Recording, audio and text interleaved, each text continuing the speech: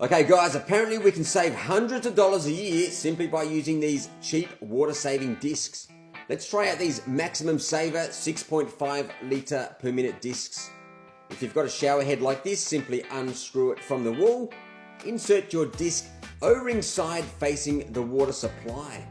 Screw it back on and that's all you need to do. If you've got a shower head like this one, simply take off the end of the hose and same thing, put the O-ring side facing the water supply. Otherwise you'll blow out that O-ring. Now let's give this a crack. 14.5 litres per minute without the disc. And with the disc we have 6.67 litres, almost exactly like the packet says. That's a massive saving just for a 10-minute shower. That's way over $300 per year for about an $8 packet of discs. Do these work? Absolutely. I'm leaving mine in for sure. Beauty! Okay guys, apparently we can save hundreds of dollars a year simply by using these cheap water saving discs. Let's try out these Maximum Saver 6.5 litre per minute discs.